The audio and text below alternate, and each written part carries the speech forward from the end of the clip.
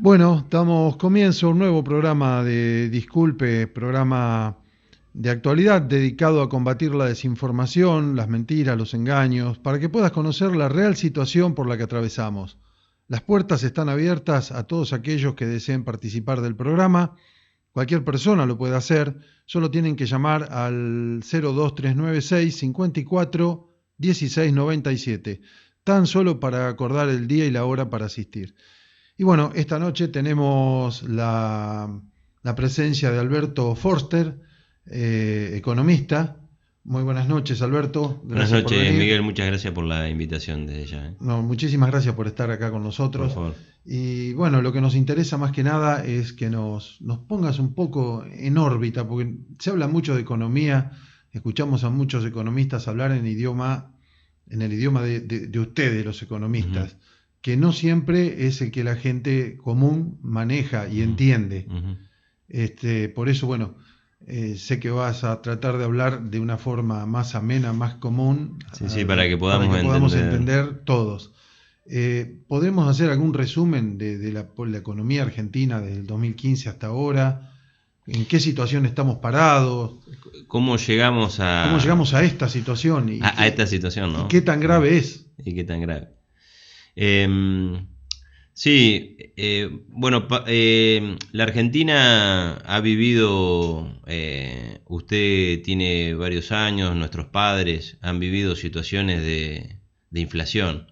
Me acuerdo que el profesor de historia económica me decía, no sé si sé tanto de inflación por haberlo estudiado como por haberlo vivido. Y todo ser argentino, toda persona que nació acá, se crió acá, en la Argentina, en el territorio argentino, lo tiene internalizado. Tiene internalizado ese concepto de inflación, de evaluación e inflación, que en otras partes del mundo no existen. O sea, hay partes de España, yo tengo un tío en España particularmente, que es empresario en Santiago de Compostela, y tiene un argentino trabajando y el que le hacía los tipos, le cambiaba, digamos, cuál era el valor en ese momento de las pesetas por los euros, ¿sí? Cuando existía, o si no, hoy por hoy, el euro por los dólares. Porque no lo conciben ellos todavía. El argentino enseguida eh, tiene el cálculo en la cabeza. Para el que vive uno acá, el que viene de afuera lo ve raro. Uno acá lo ve como una cuestión normal y no es normal. Pero esto tiene toda una historia desde la creación del Banco Central allá por 1935, donde a la moneda se le han sacado 13 ceros, significa eh, las políticas desproporcionales por parte de los gobiernos y de los políticos de turno, ¿sí? Eh, Democrático como totalitarios, digamos, en general, muchos gobiernos han sido totalitarios de facto y han utilizado eh, de manera indiscriminada esta política, que es la política monetaria. El gobierno Un gobierno cuando asume tiene varios instrumentos. Una es la del Banco Central, ¿sí? Que es la tasa de interés. Otro es la política fiscal, ingresos y gastos. La otra es la política comercial, exportaciones e importaciones. Se fijo arancel a las importaciones para tener una protección. ¿Qué pasaba en el 2015? En el 2015 había una inflación de 24-25% anual, donde el exceso de gastos sobre los ingresos se pagaba, ¿sí? Por emisión monetaria, o sea, el Banco Central emitía. El actual presidente decía que el problema de la inflación era un problema sencillo y que se resolvía desde un abrir y cerrar de ojos. Que el problema era la emisión monetaria.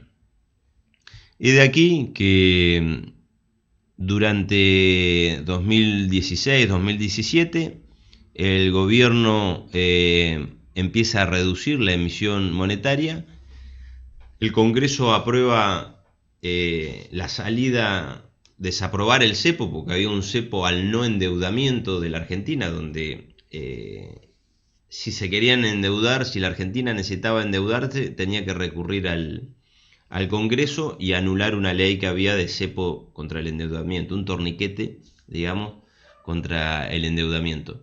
Se anula y de manera indiscriminada no se pagaba el gasto o el exceso de gasto con emisión monetaria, sino que se emite deuda. Muy similar a lo que pasó en los años 90, ¿sí? Con el gran endeudamiento que tuvo en el periodo de la convertibilidad como Domingo Cavallo como ministro de Economía.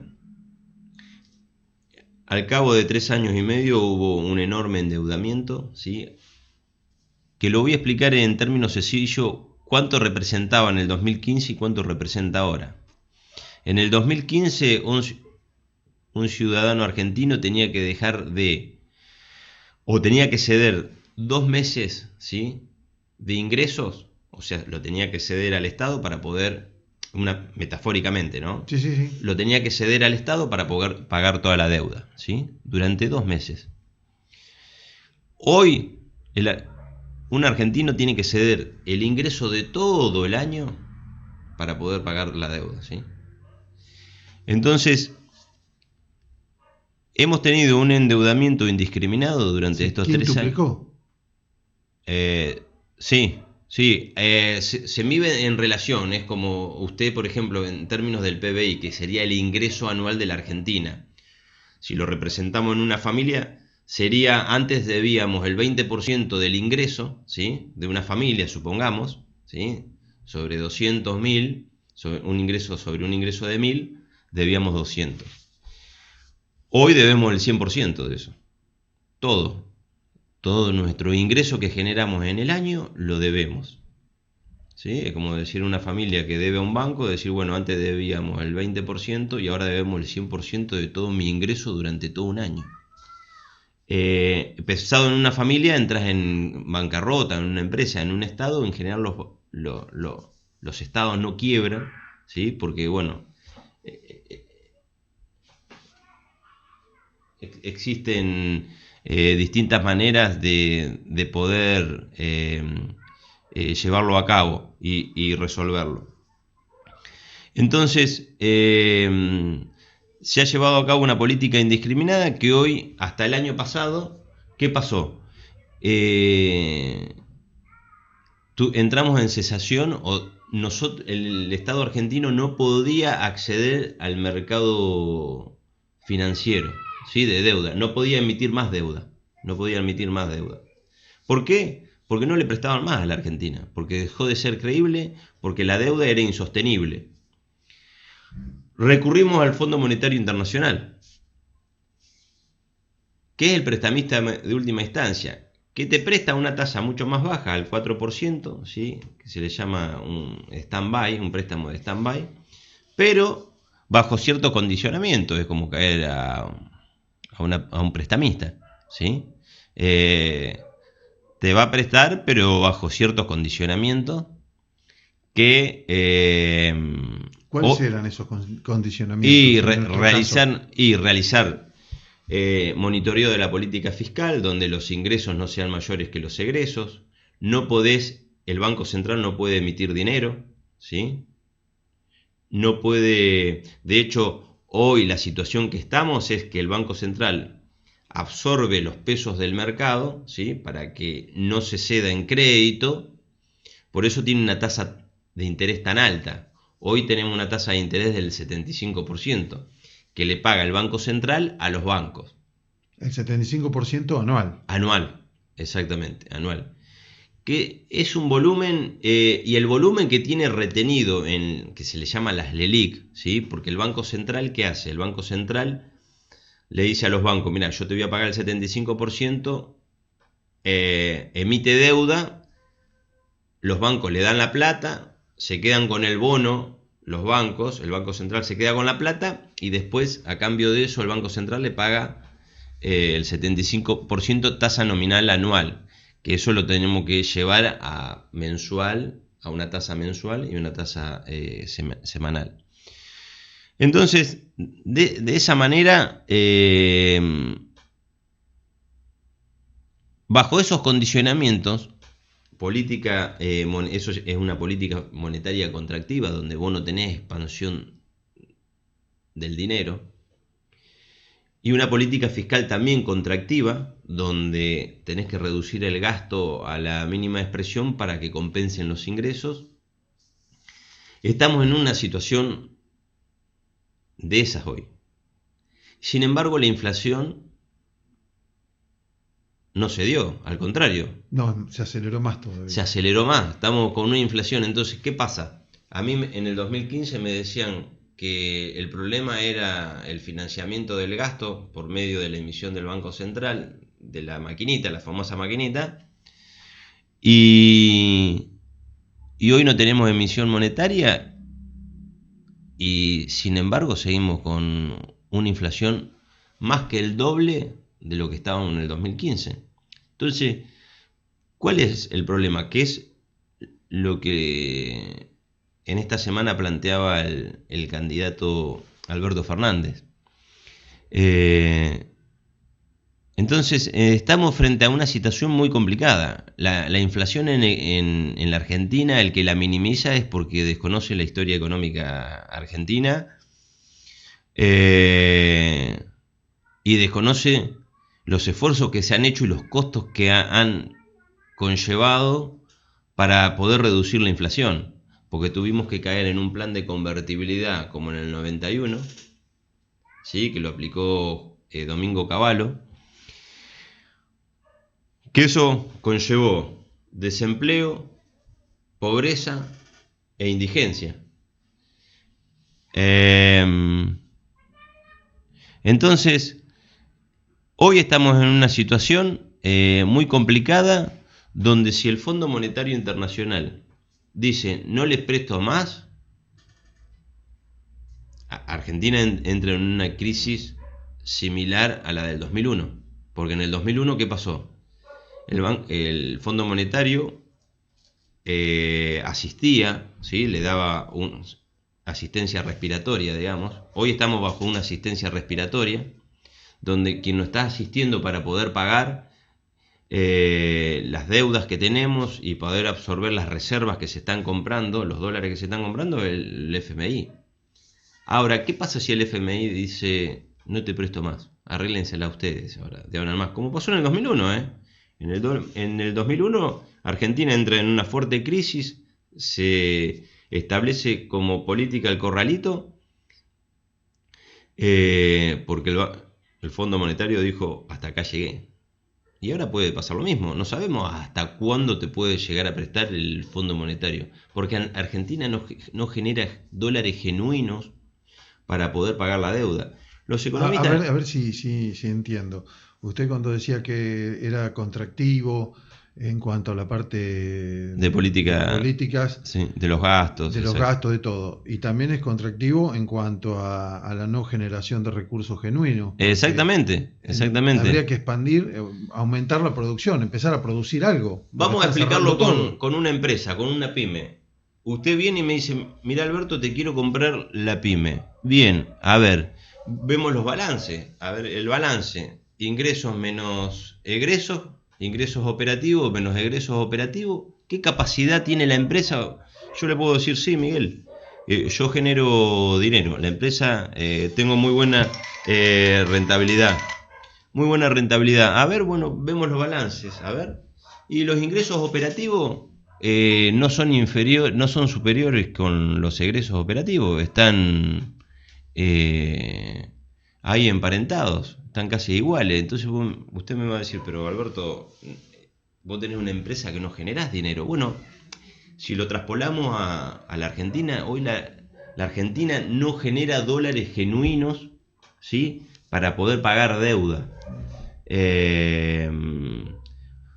Porque tenemos una cuenta corriente negativa, o sea, importamos entre los dólares que salen y los dólares que ingresan, tenemos más dólares que salen que los que ingresan, ¿sí? Para explicarlo en términos sencillos. Entonces, es muy difícil pagar una deuda cuando vos no tenés la capacidad operativa para generarlo, porque estamos en una recesión. ¿sí? En estos 3 años y medio lo que se generó fue se duplicó el desempleo, se duplicó la pobreza, eh, se duplicó la tasa de desempleo, ¿sí? 30.000 pymes dejaron de producir, se duplicó la indigencia. Entonces, frente a esta situación, a fin de año vamos a estar con un nivel de pobreza del 40%.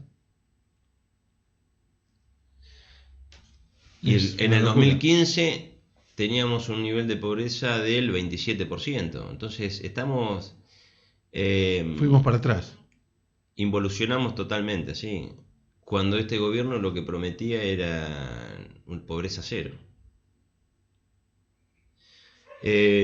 Y con respecto a la política, porque acá hubo un cambio de ministro de Economía, y yo, para mí, es un poco como aquel dicho: aunque se vista de seda, el mono queda. Tal cual es. ¿Es tal cual eso? Es lo que pienso. Porque el modelo, sigue siendo el mismo, el camino. No es un problema de personas, es un problema del modelo, que el modelo no cierra. El modelo con libre entrada y salida de bienes, ¿sí? Donde le abrimos... extranjero. Exacto, donde le abrimos la canilla a las importaciones, donde libre entrada y salida de dólares, ¿sí? Entonces, ¿quiénes son los que se llevan tantos dólares por día? Porque yo no conozco mucha gente que pueda comprar semejante cantidad de dólares. Las grandes empresas. El 10% que posee más riqueza en la Argentina. ¿Sí? Porque después alguien de clase media hoy no tiene acceso a poder comprar, y clase media alta puede comprar, pero dosificado. Hoy, en general, son todas las empresas. Hoy los accionistas preferenciales de las empresas energéticas han tenido ganancias fabulosas, ¿sí? Hablamos de la energía, del gas, donde hubo una gran transferencia, ¿sí? Aumentaron el 3000% las tarifas, no nos olvidemos. Sí, había un desbalance, pero no a tal punto de ser prohibitiva para un trabajador. Realmente habría que hacer un análisis de costo verdadero para saber. Totalmente. Entonces las tarifas tienen que ser razonables, tienen que estar adecuadas para el nivel de salario. Hoy se pagan más de tarifa que de alquiler de un local. Entonces, eso ha sido una transferencia de recursos enorme. Las empresas han tenido muy buena rentabilidad. ¿Y qué hacen? Giran el dinero al exterior, no invierten. Claro. A mí en abril me hicieron una nota en un programa por las redes, y hablamos sobre las tarifas. Y yo hablé sobre Transener en ese momento, porque si uno ve, y son datos que están publicados en la Comisión Nacional de Valores, todas las empresas que cotizan en bolsa o tienen acceso a endeudamiento en la bolsa, ¿sí? En el mercado de capitales, tienen que presentar los balances. Por lo tanto, los balances son públicos. Y uno ve las rentabilidades de, por ejemplo, Transener, que es una transportadora de energía, que fue con la que hubo problema el 16 o 17, exactamente. No, el Día del Amigo. El Día del Padre, en junio. El Día del Padre que se cortó en Argentina y en Uruguay y Brasil. Y hubo problema, entonces. ¿Cómo era? El problema era de inversión. Aumentaron las tarifas 3000%. Y no invirtieron. Y no se invirtió. Sí, porque eso ya lo veníamos reflejando, y se venía reflejando, y vos te das cuenta en los balances, que no se invierte a la tasa. Transener tiene el 100% de rentabilidad. ¿Qué empresa hoy tiene el 100% de rentabilidad? Que es una transportadora de energía. No, ninguna. Ninguna. Y una, si vos, por ejemplo, distribuidora Gas Cuyana, 65% de rentabilidad. ¿Sí? Que una distribuidora de gas.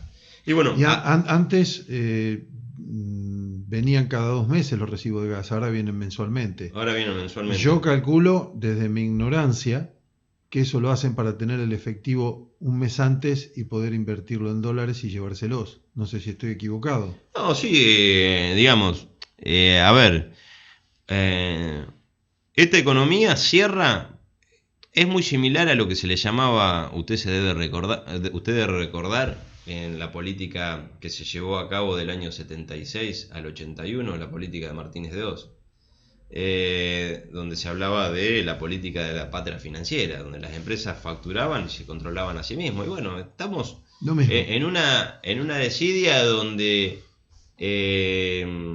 los grandes empresarios, porque las pymes, claro, los que son fijadores de precio, porque después las pymes, los empresarios pymes, están tratando de sobrevivir frente a situaciones que son caída de demanda, no tienen venta. No pueden cambiar cheque y si cambian a una tasa elevadísima, ¿sí? Tienen que trabajar al día. Entonces no hay negocio que te pueda sostener, te aumentan los costos. Producto de la energía, producto de la inflación, de la devaluación. Entonces, ¿verdad que el empresario pyme está en una situación de sobrevivir donde hace malabares? Y con el campo pasa lo mismo, porque los que se llevan la gran ganancia son los grandes pools, pero el chacarero, la gente de campo chica no está en igualdad de condiciones que las pymes, por ejemplo. Exactamente, sí. Si uno estratifica, digamos, lo que es el sector primario o agropecuario, en este caso, los pequeños productores, por la escala que manejan, y sí, por los costos se ven afectados, porque ahora, este es un modelo que cierra para quien tiene sus ingresos, está dolarizado. El sector primario, ¿sí? El sector minero, el sector agropecuario, los exportadores, donde tienen sus ingresos en dólares, el sector financiero, porque el sector financiero con las LELIC, las LEVAC y toda la industria que se ha generado, digamos, de esta política monetaria contractiva, han tenido ganancias excesivas, ¿sí? Y después con las energéticas, ¿sí? Las energéticas, y frente a esta situación el mercado de capitales, en la primera devaluación del año pasado, allá a fines de abril, ya no convalidaba una reelección del actual presidente Mauricio Macri. No lo convalidaba porque se derrumbaron el precio de las acciones, el Merval en dólares estaba por el piso. Si uno analiza el precio de cada uno de los activos, que cuánto vale una empresa, la acción de una empresa en el mercado de capitales, que te refleja el valor en sí de la empresa, de lo que puede generar, ¿sí? Hoy están subvaluadas. Pero están subvaluadas por una cuestión de que desde el año pasado tiene una incertidumbre enorme. La misma incertidumbre que tiene el empresario pyme, la tienen todos, porque no sabes cuánto va a valer el dólar, no sabes cuánto qué cantidad vas a vender este mes, cuánto te va a venir la luz, cuánto te va a venir la factura de gas. Entonces, frente a esa situación, hay una incertidumbre general, que la padecemos hoy. Te preguntan, ¿qué hacemos? Y verdad que no sabemos, porque el gobierno no sabemos a dónde va. Recién, con el cambio de ministro, ahora dijo, bueno, vamos a mantener un tipo de cambio de 63 a 57, 56. Bueno, fija un nivel de certidumbre, ¿sí? Aleja. Pero durante todos estos años hemos vivido con incertidumbre, que primero no interviene, que después interviene. Primero, el primer acuerdo con el Fondo Monetario no intervenía el Banco Central. Después se dijo que intervenía pero con bandas, ¿sí? O sea, cuando estaba en la banda superior, intervenía, cuando estaba en la banda inferior, intervenía. Después, como se generó todo un escenario de abril en adelante, un escenario político, económico, para ganar las elecciones, donde se estabilizó el tipo de cambio en 47, que era ficticio también, porque no evolucionaba al nivel de la inflación. Bueno, ya se dejó las bandas y el Banco Central intervenía. Llegó a 47, después de la noche a la mañana tocó con los 43 pesos por dólar. Y bueno, un poco nadie entendía todo este escenario montado para poder ganar las elecciones. Y el 11 de agosto, bueno, el gobierno nacional se pegó un baño de realidad, que un baño de realidad donde ahí pudieron ver que lo que le vendían no era cierto, lo que le querían, no sé si se lo contaban y no lo querían creer o le estaban contando una realidad totalmente distinta, donde los medios de comunicación han sido responsables de esto, ¿no? Porque vos ahora recién, post elecciones, escuchás hablar de la situación social, la crisis social, Sí, pero sí. antes de las elecciones nadie hablaba del nivel de pobreza, de indigencia, del desempleo. No, de parte del gobierno, porque muchos de nosotros lo vemos o No, lo pero hablábamos. no, está bien, pero yo lo que hablo De son parte de ellos, del núcleo. de los medios de comunicaciones nacionales. Ajá. Vos Sí, veías sí, mostraban otra cosa. grupos mediáticos que en ningún momento hablaban de la situación, de la grave situación que estábamos viviendo, que la gente no llega a fin de mes, no llega al 20.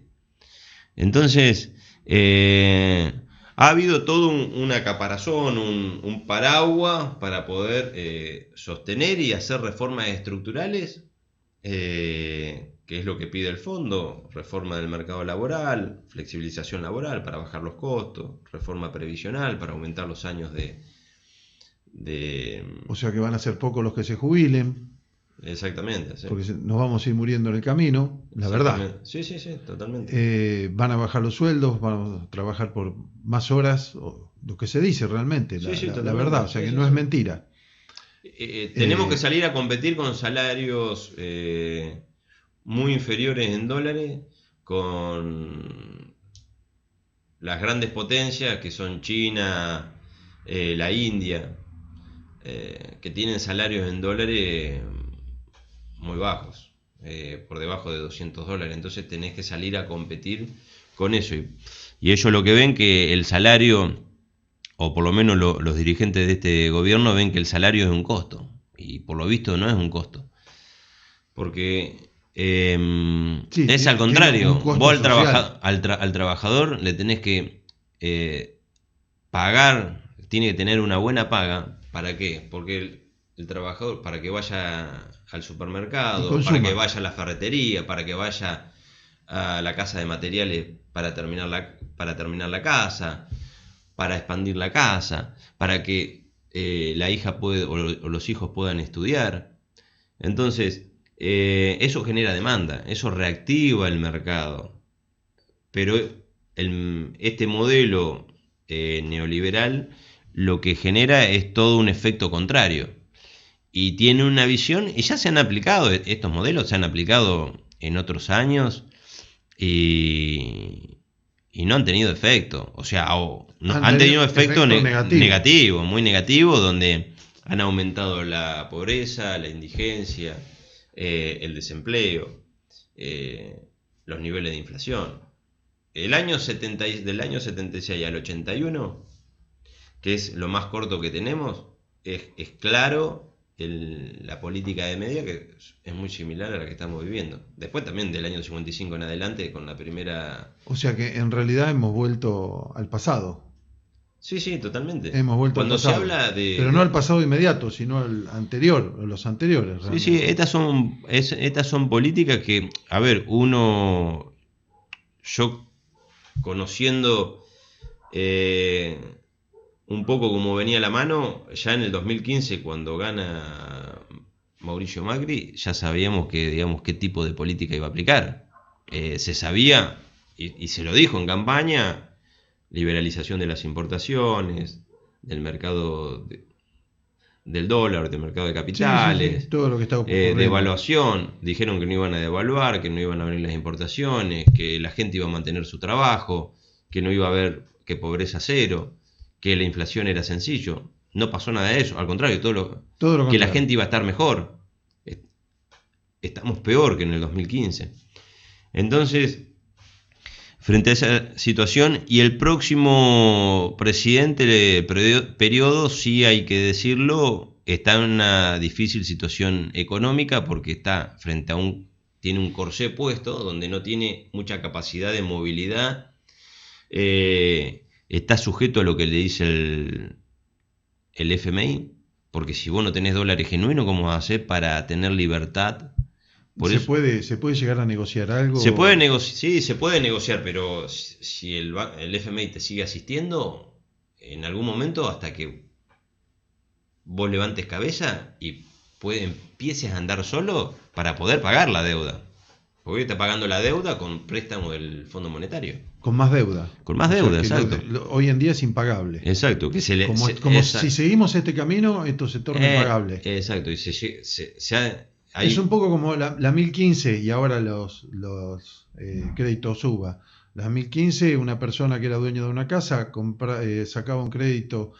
La 1050. La 1050. La 1050, perdón.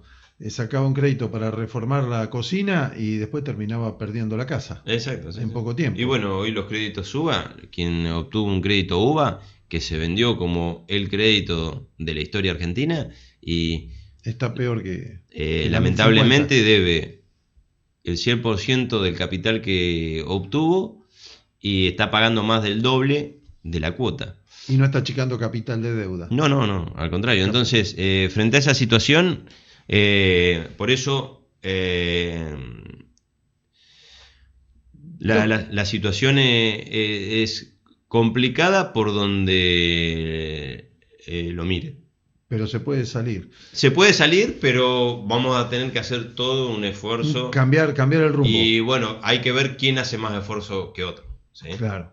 Espero que los esfuerzos no recaigan sobre los más vulnerables. Sobre la gente todavía. Exactamente. Con respecto a los anuncios que hizo el presidente de los 2.000 pesos, porque mucha gente se pregunta, ¿me tocarán a mí también los 2.000 pesos en mi sueldo? Que dijo que se iba a hacer cargo el Estado de ponerlos. Sí, eso eran así para los empleados públicos nacionales. Pero 2.000 pesos no hacen nada. Te lo licuaron en la última devaluación. No, digamos, no existen. No, o sea, las medidas que tomaron son todas falsas. Es para un efecto mediático, pero la gente no lo va a sentir en el bolsillo. No es. Si vos tuviste una caída del salario real del 20%. Éramos primero en el 2015, ¿sí? Del salario en dólares, y hoy 550 y pico, creo. Sí, y hoy estamos 260, estamos sexto, séptimo. Entonces, la caída del salario real no la va a recuperar con hoy $200, son hoy 2.000 pesos. Estamos hablando de $30. Sí, no hacemos nada. Aparte que nos dan eso, pero supuestamente nos darían eso, pero y lo del IVA tampoco. Aumentan todo, ¿no? Y el problema del IVA, el IVA, por eso lo que planteaba Alberto Fernández estaba bien, porque lo que plantea Alberto Fernández es que el IVA se devuelva para los sectores más vulnerables, porque vos si amplías para toda la canasta y para todos, lo que haces es desfinanciar el Estado mismo.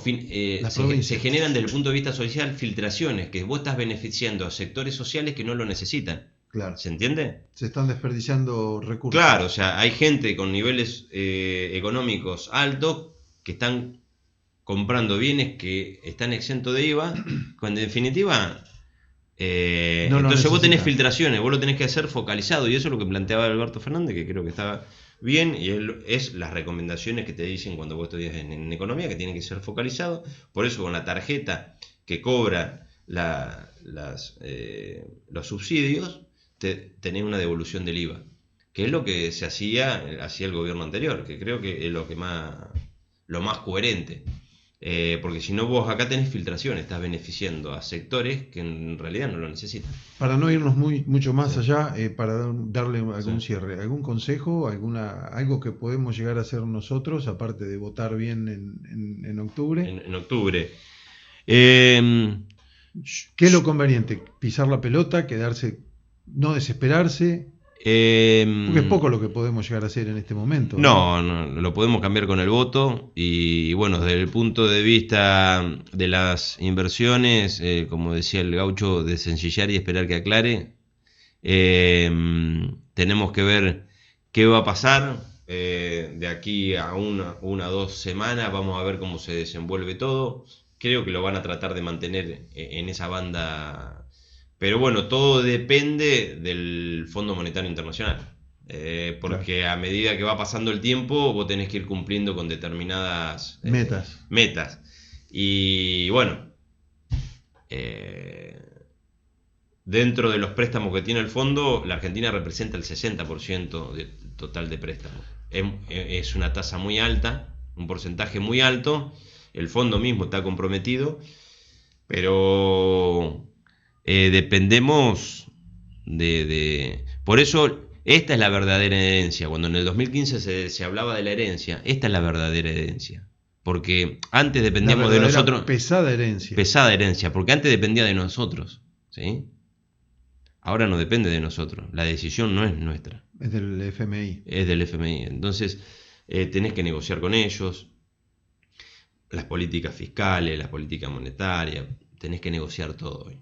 Entonces, lamentablemente estamos en una situación con un corsé muy fuerte. O sea que estaríamos atados de pies y manos, como usted Estamos dice. atados de pie en mano. Sí, sí. Bueno, Alberto, muchísimas gracias por haber venido, por aclararnos un poco el panorama, algunas dudas que teníamos. Y bueno, dejamos abierto la invitación para cuando guste venir a tocar cualquier tema de economía Bueno, en cualquier otro momento. no, muchas gracias a vos, Miguel, por la invitación y estamos abiertos para tratar cualquier tema que usted disponga. Bueno, ¿Eh? muchísimas gracias, ¿eh? No, gracias a usted.